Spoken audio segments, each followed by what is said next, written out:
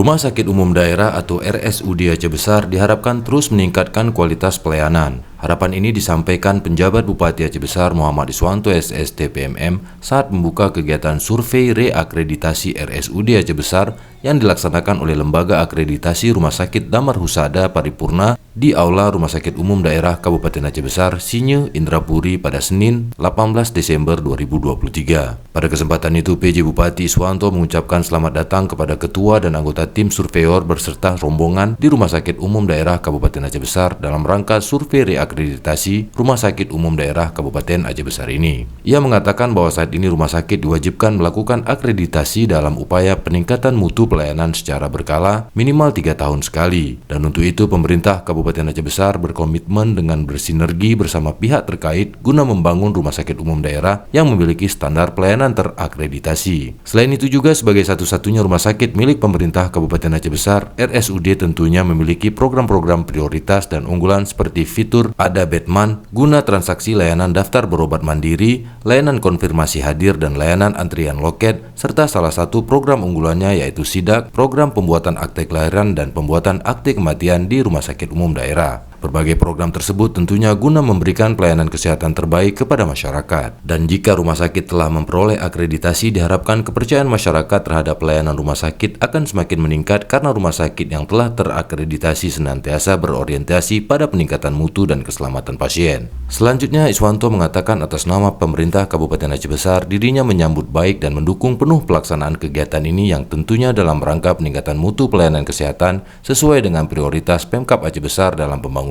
bidang kesehatan dengan memberikan pelayanan kesehatan terbaik kepada masyarakat Aceh Besar. Di samping itu juga tentunya masukan, arahan, dan saran guna perbaikan juga sangat diharapkan. Sebab menurutnya nilai itu nanti bukan hanya berguna sebagai sebuah predikat, namun juga menjadi tanggung jawab moral untuk memberikan pelayanan kesehatan terbaik kepada masyarakat. Sementara itu, PLT Rumah Sakit Umum Daerah Aceh Besar Dr. Susi Madalena MKM menyampaikan di RSUD ini terdapat 101 tempat tidur yang terdiri dari 4 ruang kelas 1, 16 ruang kelas 2, dan 50 ruang kelas 3, 4 ruang ICU, 8 ruang NICU, 8 ruang isolasi, dan 4 ruang bersalin, serta 7 ruang intermediate ward atau IGD. Ia menerangkan bahwa Rumah Sakit Umum Daerah berfokus pada keluhan pasien karena sesuai dengan mutu Rumah Sakit Umum Daerah bahwa kesembuhan dan kepuasan pasien adalah kebahagiaan bagi kami. Ia menyebutkan Rumah Sakit Umum Daerah Aceh Besar saat ini sebagai satu-satunya rujukan Vaskes di Aceh Besar telah melaksanakan akreditasi dengan strata perdana di tahun 2018. Meski seharusnya sesuai regulasi, akreditasi berikutnya dilaksanakan di akhir tahun 2021,